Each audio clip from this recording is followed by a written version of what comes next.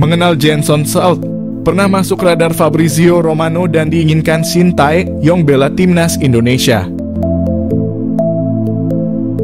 Nama Jenson Salt mencuat sebagai pemain yang diinginkan Shin Tae-yong untuk membela timnas Indonesia.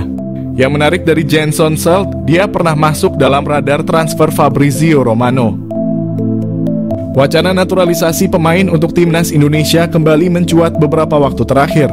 Lalu belakangan muncul nama Jenson Salt.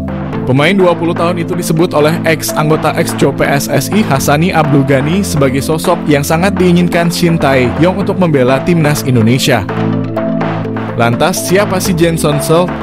Jenson Salt diketahui punya keturunan Indonesia dari kakeknya. Kabar yang beredar, kakek Jenson Salt berasal dari Ambon. Namun belum ada konfirmasi resmi soal kabar itu.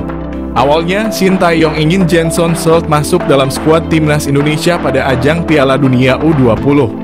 Selain Jenson Salt, ada nama Ivar Jenner dan Justin Hubner yang ingin dinaturalisasi untuk Piala Dunia U20.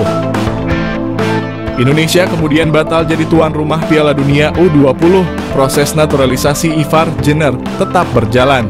Sedangkan sejak awal Jenson Salt belum bersedia untuk membela timnas Indonesia saat bergabung dengan tim kelompok usia NEC Nijmegen. Setelah itu dia pindah ke PSV Eindhoven, salah satu klub elit di Belanda. Jenson Salt tampil cukup menonjol bersama PSV. Setelah performa apik yang ditampilkan, Sunderland membuat penawaran transfer untuk Jenson Salt. Dia dibeli dengan harga 2 juta pada awal musim 2023. Harga yang cukup mahal untuk klub yang bermain di divisi Championship kasta kedua di Inggris. Fabrizio Romano tentu bukan nama asing lagi. Jurnalis asal Italia itu acap kali memberi informasi transfer pemain-pemain penting. Nah, Romano pernah memantau saga transfer Jenson Salt. Romano 2 kali membuat cuitan tentang Jenson Salt di akun Twitter miliknya. Romano menyebut Jenson Salt sempat diminati Burnley yang bermain di Premier League.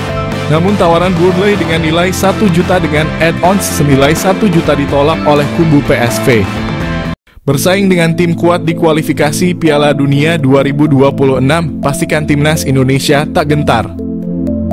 Timnas Indonesia dipastikan melaju ke putaran ketiga kualifikasi Piala Dunia 2026 zona Asia.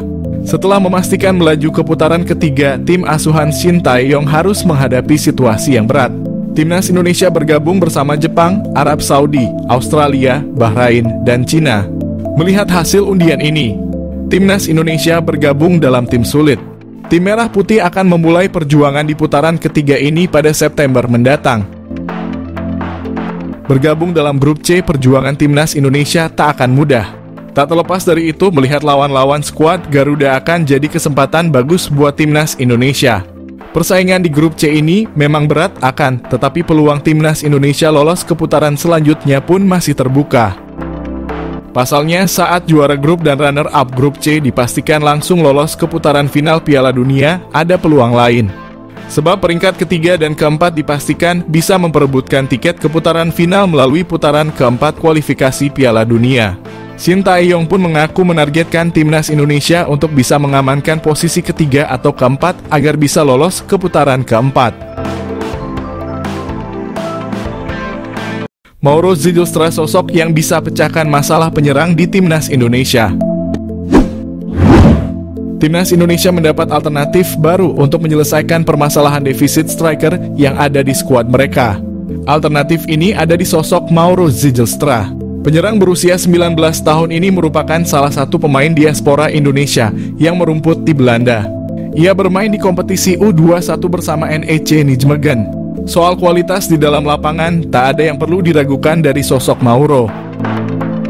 Ia berstatus runner-up dalam daftar pencetak gol terbanyak di kompetisi U21. Sementara soal kemauan membela timnas Indonesia, Mauro juga tak perlu lagi diragukan. Ia sudah memastikan siap untuk membela Merah Putih. Mauro lahir pada 9 November 2004 lalu. Ia lahir dari keluarga campuran. Ayahnya memiliki darah Indonesia. Darah Indonesia ini hadir dari sang ibu nenek Mauro yang berasal dari Bandung. Sementara ibu Mauro berasal dari Belanda. Bagi Mauro, sosok keluarga ini sangat berpengaruh terhadap karier sepak bolanya.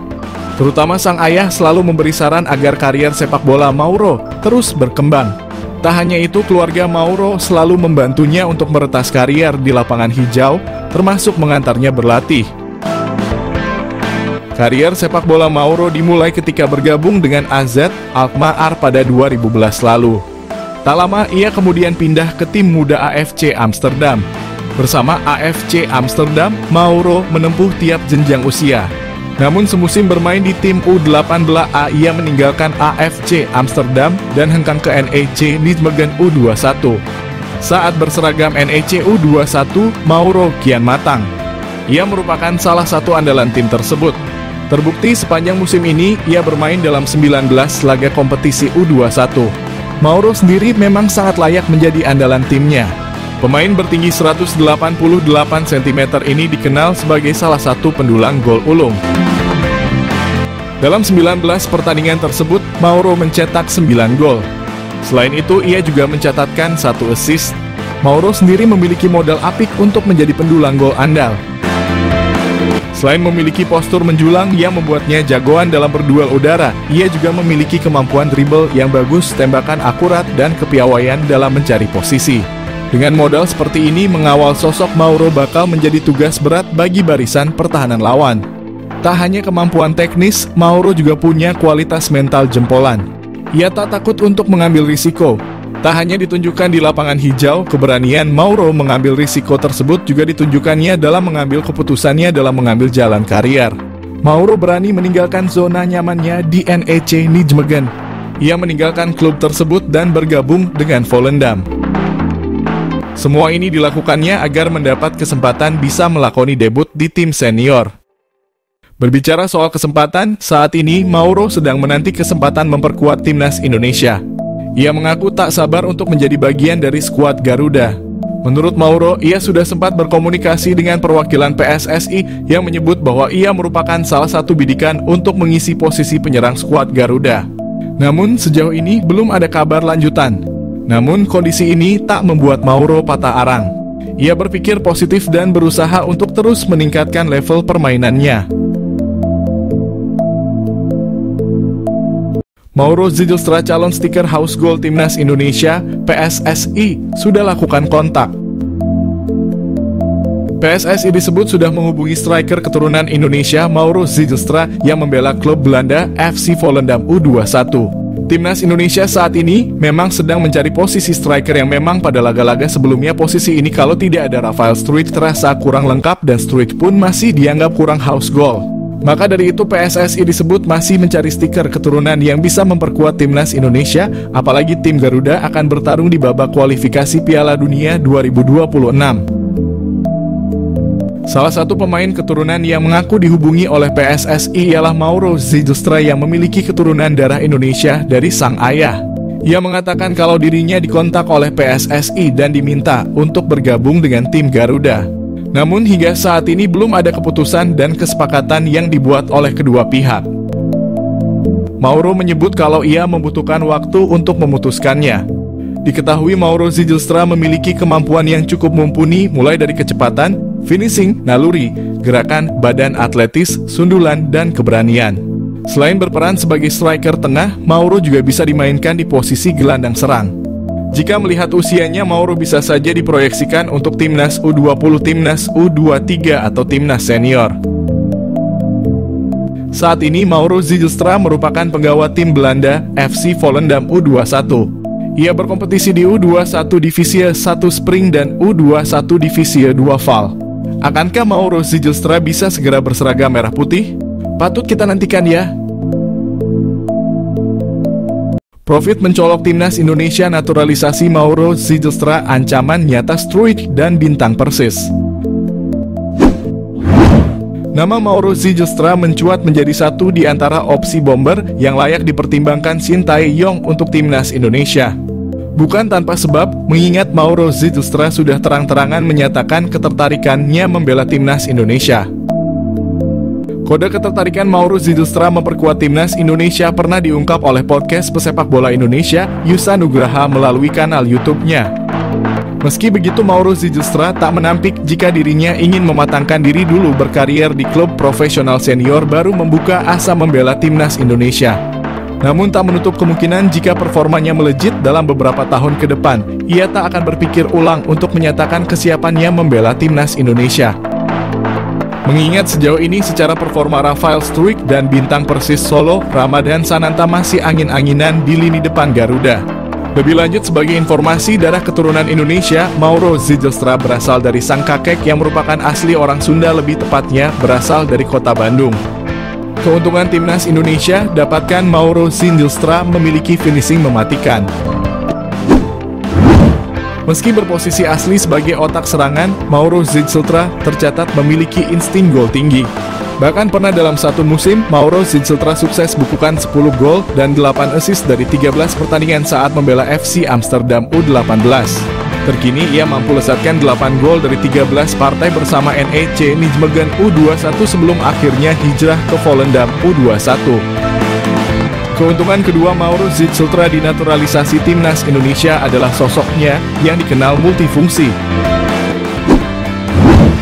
Selain bisa dimainkan di pos penyerang tengah, Mauro Zijlstra bisa juga diperankan di posisi gelandang serang. Meski begitu, posisi asli seorang Mauro Zijlstra adalah gelandang serang. Multifungsinya sosok Mauro Zijlstra disinyalir bakal membuat Shin Tae-yong siap memberikannya menit bermain lebih. Mengingat Mauro Zijlstra diketahui berhasil memainkan dua peran kontras, yakni gelandang serang dan juga penyerang tengah.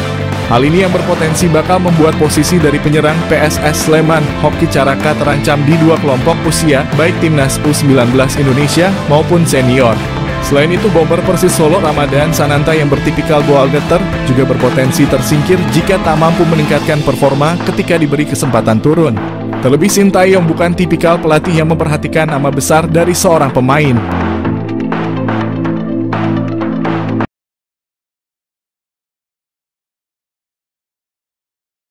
Maarten Paes dan gerbong naturalisasi susulan yang berpeluang membela timnas Indonesia di kualifikasi Piala Dunia 2026. Timnas Indonesia akan melanjutkan kualifikasi Piala Dunia Zona Asia. Pelatih Timnas Indonesia Shin Tae-yong telah menetapkan 22 pemain untuk kualifikasi Piala Dunia. Namun kabarnya arsitek asal Korea Selatan itu menyediakan slot lagi untuk 2 pemain. Lantas siapa saja gerbong naturalisasi yang bisa menyusul bergabung dengan Timnas Indonesia? Maarten Paes. Maarten Paes telah resmi menjadi warga negara Indonesia pada akhir April 2024. Namun kiper FC Dallas di Major League Soccer itu belum bisa membela timnas Indonesia. PSSI masih harus memproses perpindahan federasi Maarten Paes dari Federasi Sepak Bola Belanda ke FIFA. Tetapi prosesnya tidak semudah yang dibayangkan. Konon, PSSI sedang membawa kasus Maarten Paes ke Pengadilan Arbitrasi Olahraga alias CAS. Sebab penjaga gawang berusia 26 tahun itu pernah membela timnas Belanda level usia.